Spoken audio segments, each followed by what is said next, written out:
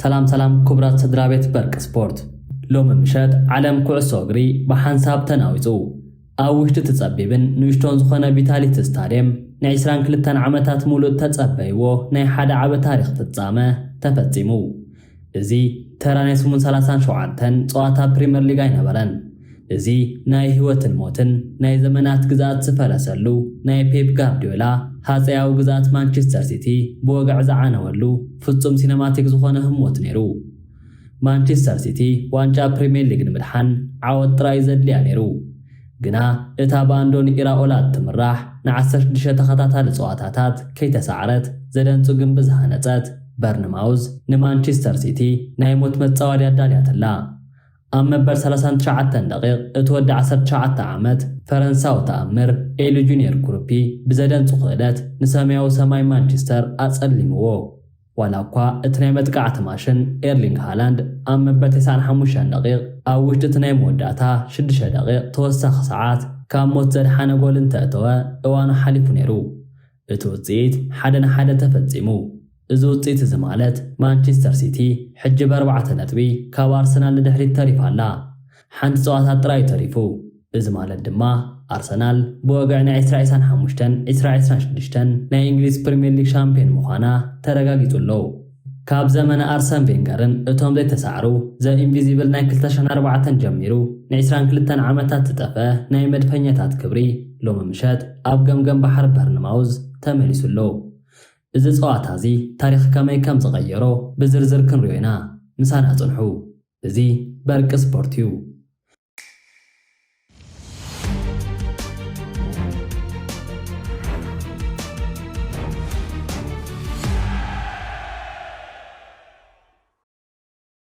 እቲ ጸዋታ ከጀመረ ቅድሚ ሒደት ሰዓታት ሓደ ዓብ ናይ ወረ ማዕበል ንሙሉእ ዓለም እናዊጽዎ ነይሩ።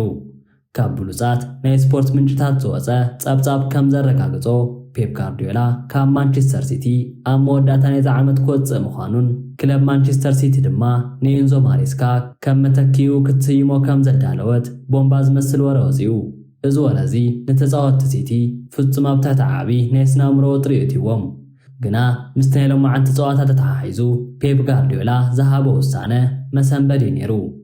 በቲ ሓደ ሸነኽ ድማ ሚኬል ኣርቴታ ቅድሚ ሓደ መዓልቲ ብዝሃቦ መግለጺ ሎሚ ምሸት ኣነ ናይ በርንማውዝ ዝዓበየ ደጋፊ ክኸውን ኢሉ ነይሩ። ኣርሰናል ስርሓ ሰሪሓ ንበርንለይ 1-0 በርኪኻ ትጽበ ነይራ። ሲቲ ናብ ጸዋታ ክትኣቱ እንከላ ዓወት ጥራዩ ነቲ ናይ ዋንጫ ተስፋ ዘንብሮ። ፔፕ ጋርዲዮላ ብሰንኪ ቀዳም ጥራይ ተጻወትዎ ናይ ኤፍኤ ካፕ ፋይናል ጸዋታ ተጻወቱ ደኺሞም ከም ዝነበሩ ይፍለጥ እዩ። ንሱ ክልተ ለውጢ ጥራይ ገይሩ። ዶርናማም ንማቴዮ ካቪችን ናብ ቀዳማይ መስመር ኣትይዎም። በርንማውዝ ግና ብኣንጻሩ ን10 መዓልትታት ሙሉእ ክትቀባጠርን ክተሰናድዎን እያ ጸኒሓ። ጸዋታ ጀመረ። እቲ ናይ ታሪኽ ኩናት ክባርዕ ድማ ካልእታት ጥራይ ወሲዱ። ካብታ ቀዳመይቲ ደቂቕ ጀሚራ በርንማውዝ ተራጋንታ ከም ዘይኮነት ኣርኣያቶም እያ። እቲ ናይ በርንማውዝ ሓያል ጸቕጢ ሃይ ፕረሲንግ ንማንቸስተር ሲቲ እስትንፋስ ይኸልይዋ። ሮድሪን በርናንዶ ሲልቫን ኣብ ማእከል ሜዳ ኩዕሶን መሓዝ ክጋደሉ እንከለዉ ናይ በርንማውዝ ማእከል ሜዳ ታይለር ኣዳምስ ከም አንበሳ ይዝጎይ ነይሩ። ኣብ መበል 15 ደቂቕ ሙሉእ ቪታሊቲ ስታድየም ብሓንሳብ ተንስአ። ናይ በርንማውዝ ብሉጽ ምንቅስቓስ ኩዕሶ ናብቲ ብራዚላዊ መጥቃዓይ ኤቫኒልሰን በጽሐት። ንሱ ምስ ጃንሉጂ ዶናሩማ ፊት ንፊት 1-1 ተረጋገጸ። ፍጹም ናይ ጎል ዕድል ግና ኤቫኒልሰን ብሰንኪ ውጥረት ነታ ኩዕሶ ናብ ሰማይ ሰደዳ። ፔፕ ጋርዲዮላ ኣብ መስመር ኮይኑ ክጭድር እንከሎ ኣብ ገጹ ዝረአ ዝነበረ ፍርሂ ናይቲ ዝመጽእ ዘሎ ማዕበል ምልክት ነይሩ። ሲቲ ብጀርሚ ዶክ ኩቢላ ጸቕጢ ትገብር ፈተነት። ግና ናይ በርንማውዝ ተኸላኻሊ ጄምስ ሂል ከም ብረት ጸንዐ። ታይለር ኣዳምስ ብሰንኪ ናይ ላግፂ ቃላት ንዳይና ብምጽራፉ ብጫ ካርድ ተዋህቦ። ጸዋታ እናበረኸ ውጥር እናወሰኸ መጸ። እቲ ንታሪኽ ኣርሰናል ዘብርኽ ንማንቸስተር ሲቲ ድማ ናብ ሲኦል ዝሰድድ ታሪኻዊ ህሞት መጸ። በርንማውዝ ካብ ድሕሪት ብዘደንጹ ናይ ህንጸት ጸዋታ ቢልድ ኣፕ ፕሌይ ተበገሰት። እቲ ብሉጽ ተኸላኻሊ ኣድሪያን ትሩፈርት ብጸጋማይ ሸነኽ ከም መብረቕ ሰሊኹ ወጸ። ንማቴስ ኑኔዝ ኣታሊሉ ድሕሪ መውፃእ ሓደ ፍጹም ዝኾነ ልካዕ ከም መጥባሕቲ እተሓበሰ ፓስ ናብ ወሰን ሳጹን ናብቲ ንበይኑ ቆይሙ ዝነበረ ኤሊ ጁኒየር ኩሩፒ ሰደደሉ። ክሩፒነታ ኩዕሶ ብየማነይቲ እግሩ ተቆጻጺሩ ፊት ንፊት ዶናሩማ ከሎ ብጸጋመይቲ እግሩ ፍጹም ናይ ጥበባዊ ጥውየት ገይሩ ናብታ ናይ የማን ላዕለዋይ ኩርናዕ መርበብ ሰደዳ። ጎል 1-0 በርንማውዝ 1 ማንቸስተር ሲቲ ባዶ። ቪታሊቲ ስታዲየም ብሓንሳብ ነጎደ። ደገፍቲ በርንማውዝ ንሰማይ ተወንጨፉ። ግና እቲ ዝዓበየ ጫውጫውታ ኣብ ለንደን እዩ ነይሩ። ኣብ ውሽጢ እንዳ መስተታትን ኣባላት ኣርሰናልን ዝነበሩ ሚልዮናት ደገፍቲ ብሓንሳብ ጨደሩ። እዚ ጎል እዚ ካብ ፍጹም ናይ ህንፀት ፀዋታ ቢልዳፕ ዝመፀ ኮይኑ ንፔፕ ጋርዲዮላ ናይ መከላኸሊ መስመር ብኸመይ ከም ዝፈረሰ ዘርኢ ነይሩ። ሲቲ ተሰናበደት። ቀዳማይ እብረ 1-0 ተፈጸመ። ካልኣይ እብረ ምስ ጀመረ ፔፕ ጋርዲዮላ ፍጹም ክናደን ከሎ ንተፃወቱ ናብ ቅድሚት ክደፉ ኣዘዞም።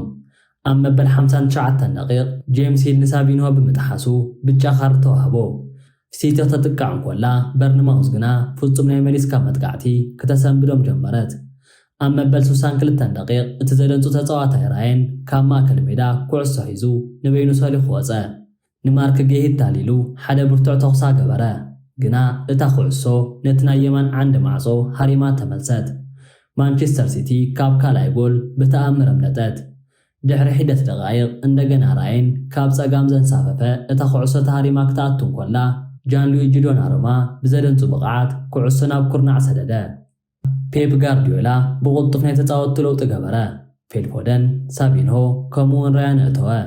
ሲቲ ንሙሉእ 20 ደቂቕ ናይ በርንማውዝ ሳጹን ከበባ ገበረቶ። እቲ ናይ መወዳእታ ዘሰንብድ ሞት ኤርሊንግ ሃላንድ ካብ ሞት ተድሒኑ ግና ዋንጫ ኣጥፊኡ። ደቂቕ 90 በጽሐ። ራብዓይ ላይና 6 ደቂቕ ተወሳኺ ሰዓት ኣርእዮም እሞ ሲቲ ተስፋን ከይቆረፀት ብሙሉእ ሓይላ ክተጨንቕ ጀመረት።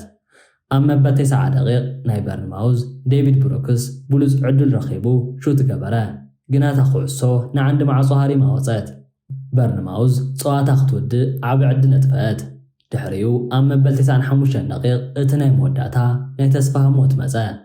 ካብ ሪያን ቸርክ ዝመፀት ብሉፅ ናይ ኩርናዕ ኩዕሶ ኣብ ውሽጢ ሳጹን ጽዑቕ ህውከት ፈጠረት። እቲ ናይ ኖርዌጃይንት ኤርሊንግ ሃላንድ ካብ ኩሎም ንላዕሊ ልዕል ኢሉ ብምውንጫፍ ነታ ኩዕሶ ብሓይሊ ናብ መርበብ ሰደዳ። ጎል 1-1 ሃላንድ ኩዕሶ ሒዙ ናብ ማእከል ሜዳ ጎየየ። ንሱ ካልኣይ ጎል ከርክብ ይደሊ ነይሩ።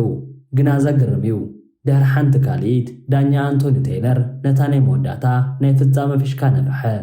ትሪን ፀዋታ ተፈጸመ። 1-1 ማንቸስተር ሲቲ ሓንቲ ነጥቢ ጥራይ ሒዛ ወፀት። እዚ ማለት ድማ ኣርሰናል ብወግዒ ናይ ፕሪምየር ሊግ ሻምፒዮን ምዃና ተረጋገፀ። ፔፕ ጋርዲዮላ ርእሱ ድኒኑ ካብ ሜዳ ክወፅእ እንከሎ ደገፍቲ ማንቸስተር ሲቲ ብሓዘን ተዋሒጦም ነይሮም። እቲ ናይ ፔፕ ናይ መወዳእታ ናይ ዋንጫ ሕልሚ ሎሚ ምሸት ፈሪሱሎ።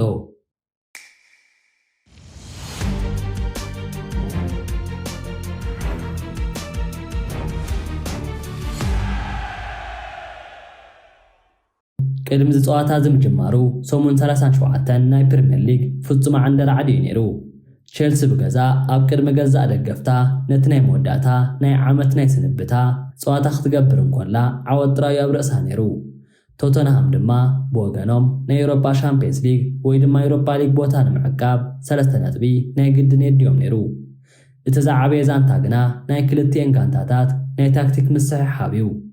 ቸልሲ ንኮል ፓልመር፣ ኤንዞ ፌርናንዴዝ ከምኡውን ነቲ ሓድሽ ኮርማ ሊያም ዴላፕ ኣሰሊፋ ክትኣቱ እንኮላ ቶተንሃም ድማ ብማቴስቴል፣ ኮነር ጋላገር እቲ ናይ ቀደም ናይ ቸልሲ ውሉድ ሕጂ ብፃዕዳ ጃኬት ተሸፊኑ ኣንጻር ገዙ ዝመፀ ከምኡውን ሪሻርሊሰን መሪሕነትዮም ናብቲ ኩናት ኣትዮም። ስታድየም ፍጹም መሊኡ ነይሩ። ደገፍቲ ቸልሲ ነቲ ናይ ቀደም ተፃዋታዮም ኮነር ጋላገር ኩዕሶ ብዝሓዘ ቁፅሪ ብጫውጫውታን ፋፃን ክቕበልዎም ከለዉ እቲ ናይ ስነ ኣእምሮ ውግእ ገና ፊሽካ ከይነፍሐ ተጀሚሩ። ቶተንሃም ብመንገዲ ጄምስ ማዲሰንን ሮድሪጎ ቤንታኩርን ኣቢሉ ማእከል ሜዳ ንምቁፅጻር ፈተነት። ግና ቼልሲ ሎሚ ምሸት ፍሉይ መፈንጥረ ያዳልያ። እቲ ናይ ቸልሲ ሰልጣኒ ተጠቀመሉ ታክቲክ ፈጣን ምስግጋር ፋስት ትራንዚሽን ነይሩ። ደቂቕ 17 እቲ ናይ መጀመርታ ድራማዊ ህሞት መፀ። ቸልሲ ካብ ገዛ መከላኸሊ መስመራ ብሞይሰስ ካሲዶ ኣቢላ ኩዕሶ ረኸበት። ካይሰዶ ነታ ኩዕሶ ብጥበብ ናብቲ የማን ሰሊኹ ዝወፀ ፔድሮ ኔቶ ኣመሓላለፈሉ።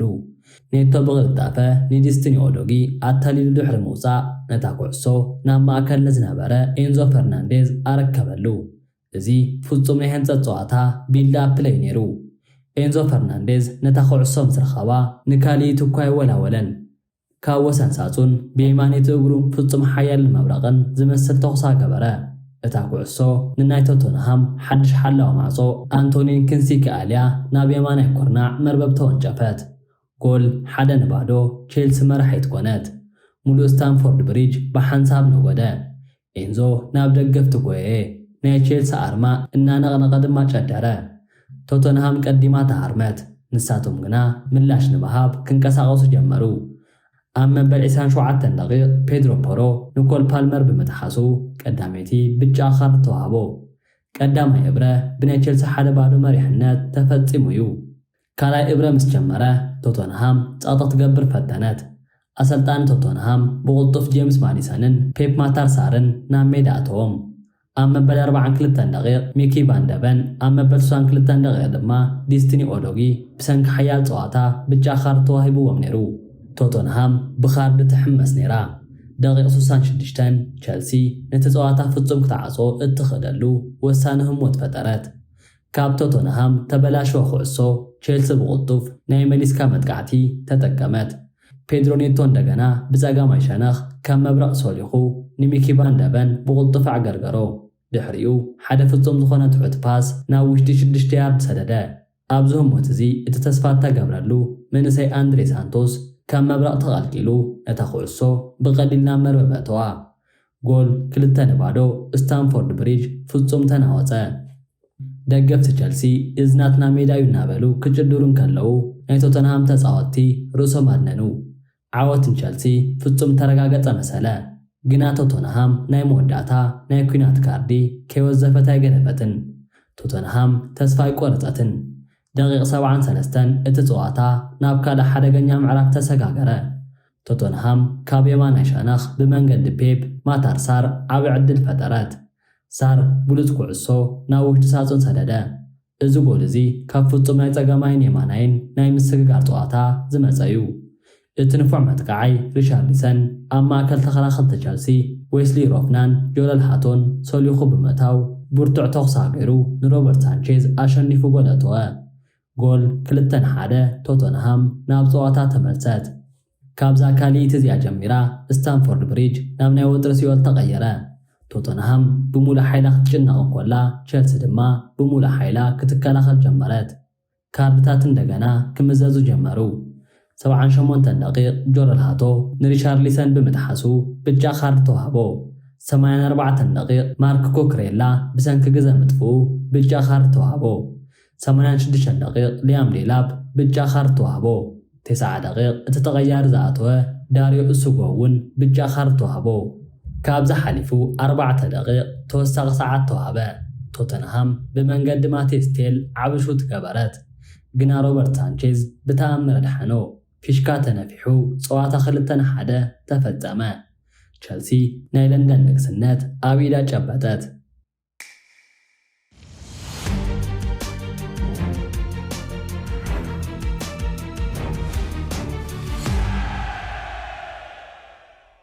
ንጸዋታ በርንማውስ ስዒቡ ኣብ ዝነበረ ናይ ፕሬስ ኮንፈረንስ ፔፕ ጋርዲዮላ ዝሃቦ ወሳኒ መግለጺ ዘስደምም ኮይኑ እዩ።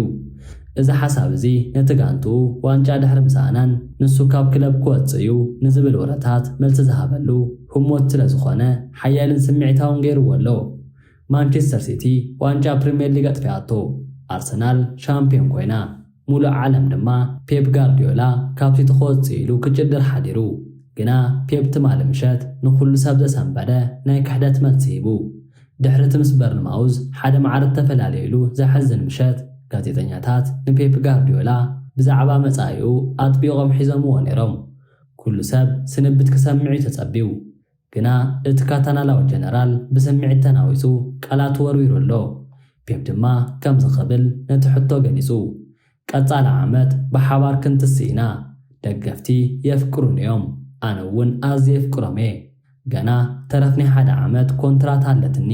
ስለዚ ብዛዕባ ተቐጻሊ ዝኸውን ምስቶም ዝመፁ ናይ ክለብ ላዕለዎት ኣመራርሓታት ብዝርዝር ክንዛረብ ኢና። እዚ ማለት ፔፕ ተስፋ ኣይቆረፀን፣ ኩናት ገና ኣይተወደአን። ሲቲ ቀጻሊ ዓመት ክትነቅጽ ድያ? ንስኹም ከ ፔፕ ኣብ ሲቲ ክጸንሕ ትደልዩ ዶ ዋላስ ክወፅእ? ሓሳብኩም ኣብ ኮመንት ክደፍለይ። ነዚ ቪድዮ ላይክ ግበሩ ቻናልና ድማ ሕጂ ሰብስክራይብ ግበሩ እዚ በርቀ ስፖርት እዩ